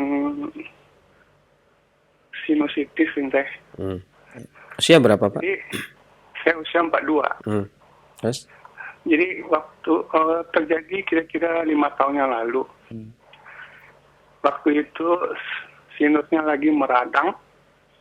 Jadi nggak tahan sakitnya, saya itu tusuk-tusuk pakai sakit kepala ya. Jadi saya tusuk-tusuk dekat alis, kepala itu. Oh, kirain hidungnya. Kira hidungnya. Iya, enggak tak kira hidungnya. Terus, Pak, terus. Ya. Ya sinus ya. Jadi terus. nggak tahan sakit, jadi saya tusuk-tusuk. Ditusuk pakai apa, Bapak? Ya? Ditusuknya pakai apa? Pakai yang buat terapi itu untuk kaki. Kayu pijit. Kayu Pijit Iya, refleksi. kayu pijit, Ya. Jadi nggak tahan sakit ya. Mau tidur susah tidur, saya tusuk-tusuk pakai itu. Akibatnya jadi mata saya nggak ngeliat jadinya sendiri. Masya Allah. Mata jadi buta, terus kepala juga Ditusuknya bagian mana, Pak? dekat alis, dekat alis, tulang pipi, sama di kepala juga. Selang berapa lama habis ditusuk kemudian buta? Ya, Selang beberapa lama setelah ditusuk kemudian buta? 3 waktu ya kejadiannya udah 5 tahun yang lalu ya. Jadi paginya langsung buram. Nah, Habis ditusuk, ya, bangun paginya buram. malam ditusuk, paginya buram. Iya, mau tidur kan malam. Mau tidur ditusuk, paginya pandangan buram. Buram. Cuman selang 3 hari langsung gelap. 3 hari langsung gelap. Ya. Iya. Baik. Nah, sampai sekarang ini Udah dicek? udah. Kenapa katanya? Butanya kenapa? Ya kalau ke dokter bilangnya itu saraf mata lepas katanya, susah untuk diobatin katanya. Nggak ditanya saraf matanya lepas kenapa? Ya kan katanya kan tadi saya ceritain. Enggak, itu kan versi Bapak, enggak menurut pemeriksaan dokter. Ya dokter nggak tahu, dia bilangnya cuma itu Cuma aja. lepas saja, tapi nggak tahu penyebabnya, Pak. Nggak ngomong apa-apa. Ya. Dia bilang saraf matanya lepas, jadi kalau ibarat pohon tumbang itu udah nggak bisa Tanam lagi. ditanam lagi, udah percuma aja katanya. Udah angkat tangan kata dokter. Terus pertanyaannya? Ya saya udah nggak berobat lagi, udah itu. Jadi kalau mana tahu jodoh saya ada di sini sama. Pertanyaannya, Pak? sama Sinse. Ya itu ada solusinya buat dari Sinse gitu. Yang sinusitis itu ya? Ya. Baik, mohon ditunggu jawaban dari Sinse, Terima Bapak. kasih Sinse. Ya. Assalamualaikum. Waalaikumsalam. Ya. Jadi mata ini erat kaitannya dengan kolbu. Mata itu erat kaitannya dengan kolbu. Sampai sudah menjadi rahasia umum atau khalayak umum yang menyebutkan bahwasanya mata merupakan jendela hati. Hati yang dimaksud adalah hati yang ada di dada, bukan hati yang ada di perut. Ya, hati bahasa sastra dari orang-orang Melayu abad baru pertengahan yang menyebutkan, kalau dulu kan kalbu ya. Kolbu diterjemahkan dengan kalbu. Di dalam kalbu kan gitu ya. Nanti setelah kalbu masuk hati. Jadi itu erat kaitannya. Dan Imam Ibnu Qayyim juga di dalam Miftah Darus Sa'adah juga menyebutkan bahwasanya ada 24 jaringan. Ya. yang dari kolbu ke mata. Manakala salah satu putus maka buta. Salah satu putus maka buta. Itu yang pertama. Yang kedua, di mata itu ada 7 selaput. 7 selaput. Yang manakala salah satunya terkelupas selaput tersebut, maka akan menjadi buta pula. Akan menjadi buta pula. Saya nggak tahu yang dimaksud kedokteran karena beda prinsip ya, beda kaidah. Apakah termasuk itu ya, yang putus? Allah alam, saya juga nggak tahu persis itu ya. Nah, tetapi begini Pak, ada, saya sepintas saja karena saya nanti akan membahas, yang saya jawab nanti adalah obat sinusitis, tapi sepintas tentang sebab-sebab buta. Jadi kita tidak bisa mengatakan dengan vonis bahwasanya penyebab buta adalah ditusuk di area mata seperti di pipi, kemudian di alis, kecuali setelah diadakan penelitian tentunya. Kita tidak bisa mengatakan menghukumi, oh ini karena ini. Nggak bisa ya. Karena hal tersebut akan memberikan dampak kerugian juga. Karena ketika seseorang itu sedih, ya, menyesal yang membuat dia sedih, bahkan menangis terus-menerus pun bisa mengakibatkan gangguan pada mata. Ya, kalau saya mengikuti pendapatnya Imam Al-Qurtubi ketika menceritakan butanya Nabi Yakub dikarenakan sedih memikirkan Nabi Yusuf, menangis terus, sedih memikirkan Nabi Yusuf, kata Imam Al-Qurtubi itu ada kaitannya dengan kesedihan menyebabkan buta. Ini seorang nabi, apalagi kita orang-orang pion-pion kayak kita, orang ecek-ecek kayak kita ya. Jadi Bapak juga paling tidak kalau kita mengikuti pendapatnya Imam Al-Qurtubi itu ada hubungan yang erat. Makanya saya agak sedikit berbeda pandangan ya. Artinya walaupun tujuan saya adalah untuk menguatkan agar bahagia, jangan sampai kemudian paling tidak ada landasan ulama, ada landasan ulama Imam Al-Qurtubi dari mazhab Maliki yang menyatakan kesedihan itu bisa menyebabkan seorang menjadi buta. Kesedihan yang terus-menerus itu bisa menyebabkan seorang menjadi buta. Artinya kalau Bapak itu meyakini tusukan tersebut di area pipi maupun area alis, kemudian menyebabkan jadi buram dan menyebabkan jadi buta, hal ini kemudian membebani dan membuat sedih berlanjut, itu ya semakin berat gitu ya. Butanya semakin berat. Tapi kalau Bapak mengambil pendapatnya Imam Al-Qurtubi dalam hal ini, artinya ternyata kesedihan itu bisa menyebabkan kebutaan, kata Imam Al-Qurtubi. Makanya paling tidak berbaik sangkanya adalah tidak. Karena kadang banyak juga orang yang kemudian dipijit bagian situnya, bukan dengan kayu ya. Kalau pakai kayu, di sini kan paling dipijit begini. Kalau nggak keliru itu biasanya di tukang-tukang cukur ya, itu biasanya dipijit begini kan biasanya. Pakai jari ya? Pakai jari kan, kayaknya kalau tukang cukur itu juga nggak ada keluhan gitu ya.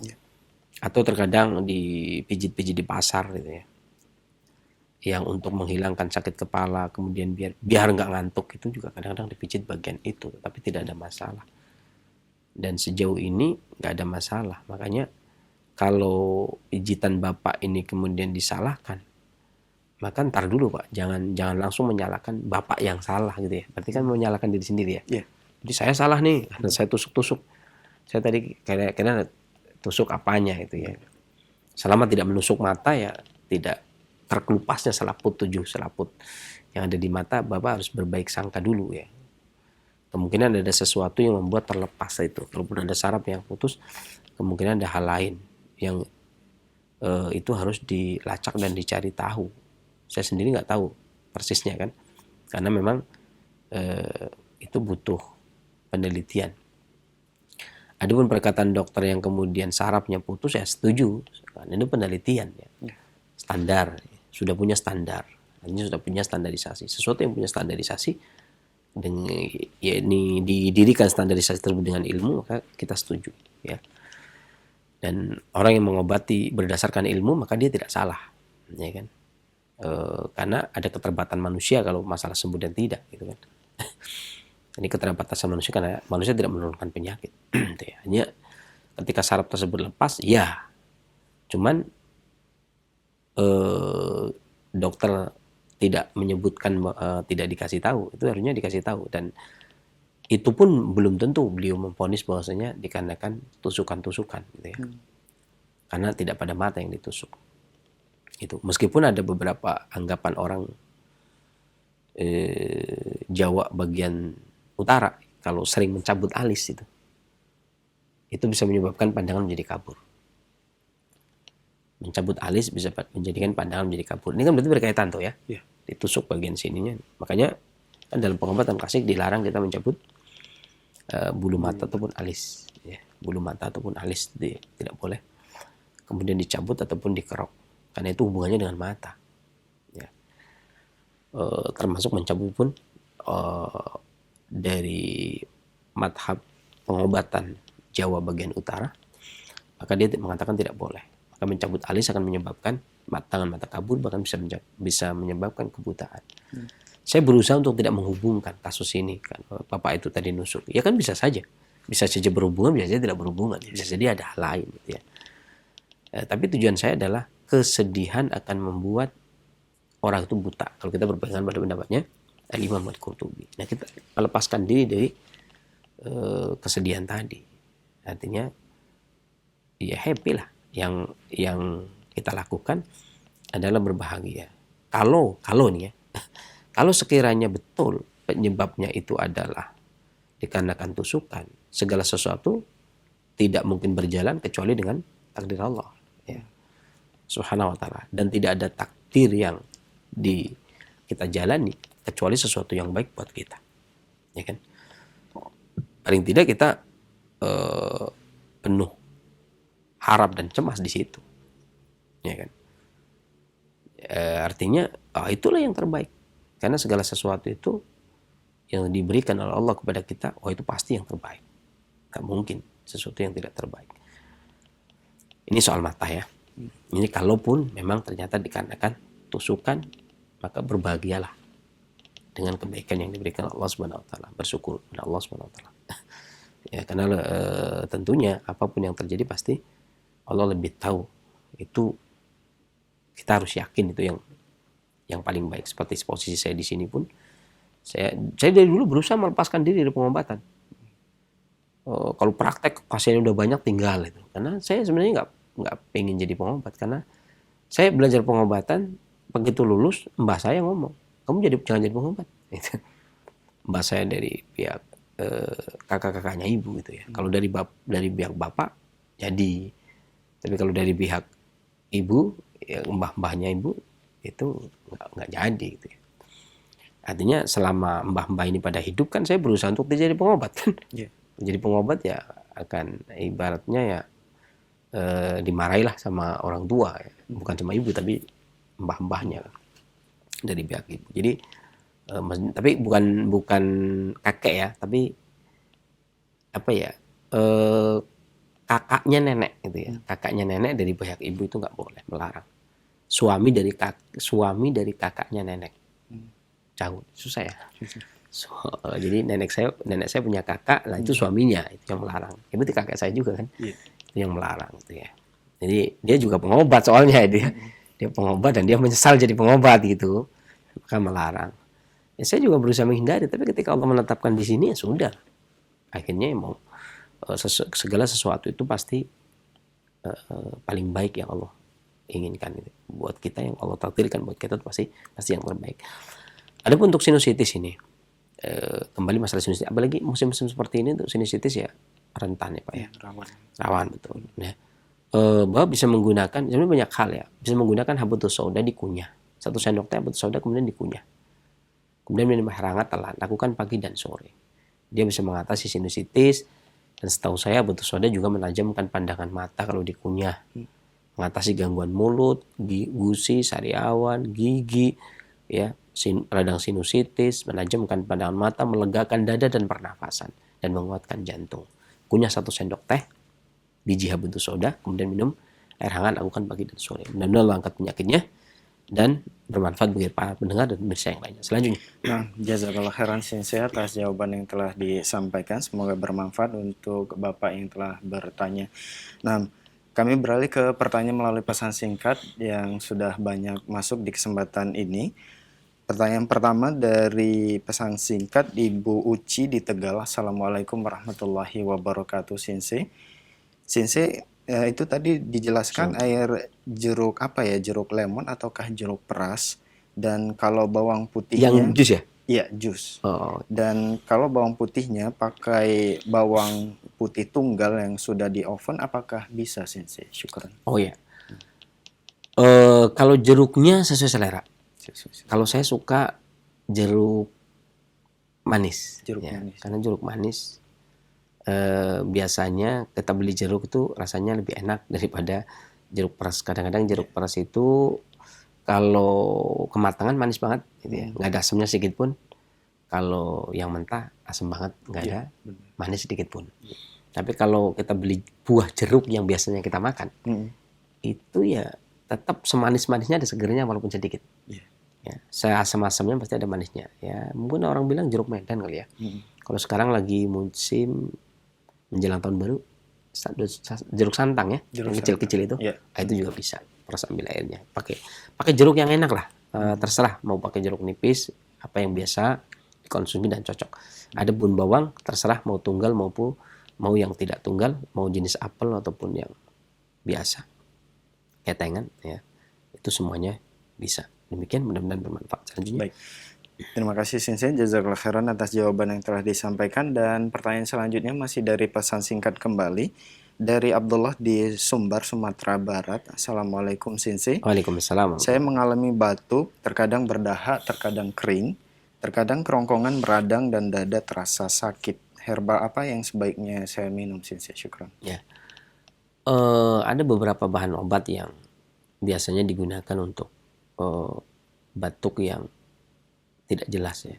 Artinya sebenarnya kenapa nggak keluar dahak ya? Karena nggak ada dahak. Pas keluar dahak ya berarti memang ada dahak. Pas lagi ada dahak. Dan itu tidak bisa disebut batuk berdahak dan tidak bisa disebut batuk kering. Tapi ya disebut batuk. Tapi sebenarnya setiap batuk itu memiliki ciri suara yang berbeda. Batuk angin beda dengan batuk dingin. Batuk dingin beda dengan batuk panas beda dengan batuk kering beda dengan batuk berdahak. Ciri khas batuk berdahak mesti grok keluar dahak. Ya kan? Batuk kering kling nggak pernah ketengah ujung. Sampai terkencing-kencing kalau malam hari gitu ya. Iya, kalau batuk angin akhirnya itu ada gitu. Ada begitunya. Jadi bukan nggak ada grok. Jadi beberapa bahan obat ini sebenarnya tergantung usia. Saya kasih contoh, misalkan Bapak bisa menggunakan 1 jari kencur, ya, kemudian direbus, ya, kemudian dengan segelas air sampai mendidih saja, kemudian disaring, kemudian diminum. Ya. Tapi pada kasus anak kecil itu justru terkadang lebih cocok pakai madu. Ya. Artinya di sini bahwasanya orang tua dengan anak kecil itu berbeda. Bapak bisa menggunakan kencur, ya, atau beluntas kalau nggak ada kencur, beluntas kalau nggak ada beluntas kencur. Ya, kalau beluntas 1 genggam, kalau kencur 1 ibu jari. Kemudian direbus pakai air 1 gelas, kemudian disaring, kemudian diminum. Dan keseharian minum air serai itu baik bagi penderita batuk. Demikian, dan Allah angkat penyakitnya dan bermanfaat bagi para pendengar dan pemirsa yang lainnya. Selanjutnya. Baik. Jazakallahu khairan Sensei atas jawaban yang telah disampaikan. Dan pertanyaan selanjutnya dari hamba Allah di Tanjung Pinang. Assalamualaikum Sensei. Waalaikumsalam. Sensei, saya mau bertanya untuk penyakit asma yang bagus dikonsumsi apa aja Sensei? Ya. Syukur. Tanjung Pinang saya ngajar setiap sebulan sekali, cuman pekan ini libur, insyaallah. Ya, ini sesak nafas ya, atau asma itu sebenarnya ada beberapa hal. Terkadang ada seseorang yang asma sesak nafas dikarenakan kondisi panas. Ada sesak nafas yang dikarenakan kondisi dingin. ada sesak nafas dikarenakan kelelahan terkena angin. Jadi macam-macam ya, macam-macam hal. Maka saya menganjurkan sesuai dengan kondisinya ya. Kalau memang bukan sesak nafas dikarenakan panas, maka bisa menggunakan jahe. 2 ibu jari jahe dikeprek, seduh pakai air panas mendidih, kemudian diminum sedikit demi sedikit ya. Atau bisa juga seujung jari kelingking kencur kemudian dikunyah kemudian diminum. Atau bisa juga menggunakan lengkoas. Tapi umumnya orang lebih milih jahe karena lebih enak ya, karena lebih enak. Tetapi kalau sesak nafasnya itu dikarenakan angin, karena kelelahan, maka boleh ditambah dengan adas 1 sendok teh. 2 ibu jari jahe tambah adas 1 sendok teh, rebus dengan 1 gelas air besar sampai mendidih saja, kemudian disaring, kemudian diminum. Mudah-mudahan Allah angkat penyakitnya dan bermanfaat bagi para pendengar dan pemirsa yang lainnya. Selanjutnya. Baik, jazakallah khairan Sensei atas jawaban telah disampaikan, dan itu merupakan pertanyaan terakhir kita di kesempatan ini Sensei. Sebagai penutup, tafadhol Sensei. Ada satu nasihat ya bagi saya dan para pendengar dan pemirsa semuanya di dalam perawatan, pengobatan atau tindakan rehabilitatif, maka carilah sebab pokok yang mengenai penyakit tersebut. Kalau seseorang terkena penyakit batuk, maka carilah sebab pokok mengenai penyakit batuk. Ya, carilah sebab yang pokok mengenai penyakit tersebut. Kalau misalkan batuk itu disebabkan karena sakit kerongkongan, maka pengobatannya adalah pokoknya, yakni obati kerongkongan. Kalau batuk dikarenakan lemahnya paru, maka obatnya adalah pokoknya menguatkan paru. Dan kalau batuk dikarenakan timbunan dahak, maka obatnya adalah pokoknya, ini diluruhkan dahaknya. Ya, dan di antara yang pokok ada yang lebih pokok, yakni Allah yang menurunkan penyakit. Maka obatnya adalah minta kepada Allah yang menurunkan obat pula. Ada yang pokok lebih dari yang pokok. Kalau kita tidak menemui pokoknya, ya ujung-ujungnya kita tahu bahwasanya penyakit ini Allah yang menurunkan buat ujian buat kita. Tinggal bagaimana kita meminta kepada Allah. Jangan lupa, jangan sampai kita tidak memohon kepada Allah. Jangan sampai kita tidak bersandar kepada Allah. Jadi seringnya begini, seringnya pasien seperti ini. Seringnya ketika sembuh, itu saya minum obat ini sembuh alhamdulillah. Hilang semua. Dia tidak tahu, dia lupakan siapa yang menurunkan penyakit. Padahal penyakit tersebut diuji agar dia bertambah keimanannya kepada Allah SWT. Terkadang orang hari ini lupa hari ini. Dan ini sangat miris sekali ya. Bahkan terkadang dengan PD-nya seseorang yang minta tolong dong bikinkan obat yang mujarab. Ya, bikinkan obat, semua pengobat akan berusaha semaksimal mungkin untuk bikin obat yang mujarab. Akan tetapi sesuatu yang mujarab itu ya kalau memang Allah yang menyembuhkan. Karena Nabi Ibrahim saja ya, Nabi Ibrahim loh ya. Ya kita ini siapa? Nabi Ibrahim aja dia mengatakan kalau saya sakit Allah yang menyembuhkan. Nah kita gitu ya. Ya kalau orang misalkan pakai derajat-derajatan kan Nabi kalau saya sakit saya nyembuhin sendiri misal gitu ya. Enggak. Nabi Ibrahim aja enggak begitu. Seorang nabi yang derajatnya Khalilullah saja kalau sakit Allah yang menyembuhkan. Nah kita ya siapa? Jauh banget. Ya, maka bagaimana mungkin kita tidak meminta kepada Allah?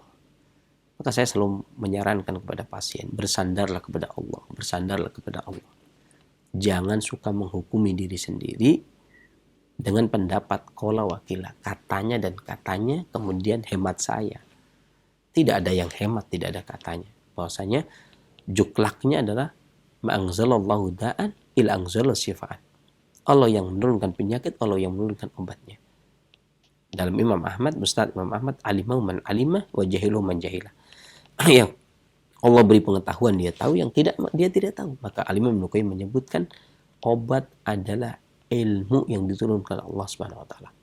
Ilmu yang diturunkan Allah Subhanahu wa taala.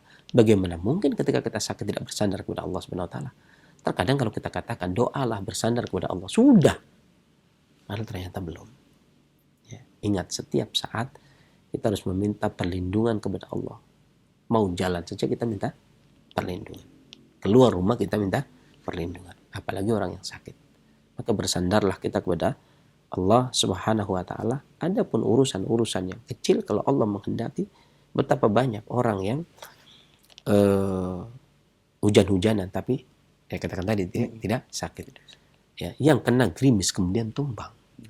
Berapa banyak orang yang makan gula pasir tidak apa-apa, tapi yang makan gula pasir, yang nggak makan baru sedikit saja kesenggol gula pasir, batuk-batuk. Sudah semaksimal mungkin pola hidupnya, semuanya kembali kepada sumbernya. Ya, Allah tempat kita bersandar dan bergantung. Jangan menyandarkan hidup kita kepada seorang dokter, kepada seorang sinse, kepada seorang akupunkturis. Karena mereka juga bisa meriang dan mati. Sesuatu yang bersandar jangan dijadikan sandaran. Demikian mudah-mudahan apa yang saya sampaikan kemudian bermanfaat. Kekurangan dari saya kesemuanya Allah Subhanahu wa taala. Saya akhiri bila taufiq wal hidayah. Alhamdulillah rabbil alamin. Wassalamualaikum warahmatullahi wabarakatuh.